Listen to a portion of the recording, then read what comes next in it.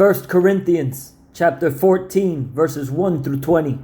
Pursue love and desire spiritual gifts, and especially that you may prophesy. For the person who speaks in a tongue is not speaking to people, but to God, since no one understands him. He speaks mysteries in the Spirit. On the other hand, the person who prophesies speaks to people for their strengthening, encouragement, and consolation. The person who speaks in a tongue builds himself up, but the one who prophesies builds up the church. I wish all of you spoke in tongues, but even more that you prophesied. The person who prophesies is greater than the person who speaks in tongues, unless he interprets, so that the church may be built up. So now, brothers and sisters, if I come to you speaking in tongues, how will I benefit you unless I speak to you with a revelation or knowledge or prophecy or teaching? Even lifeless instruments that produce sounds, whether flute or harp, if they don't make a distinction in the notes, how will what is played on the flute or harp be recognized? In fact, if the bugle makes an unclear sound, who will prepare for battle?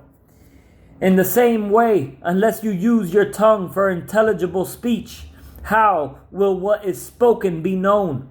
For you will be speaking into the air. There are doubtless many different kinds of languages in the world. None is without meaning. Therefore, if I do not know the meaning of the language, I will be a foreigner to the speaker, and the speaker will be a foreigner to me.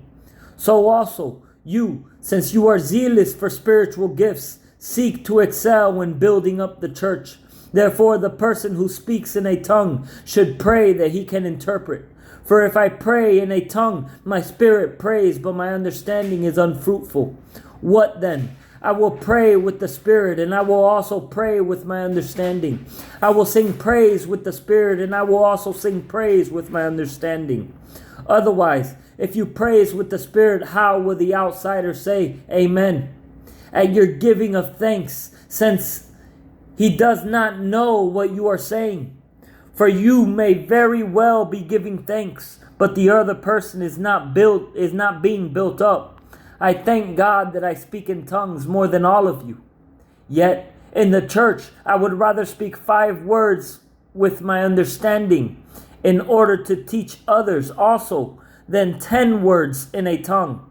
Brothers and sisters, don't be childish in your thinking, but be infants in regard to evil, and adult in your thinking.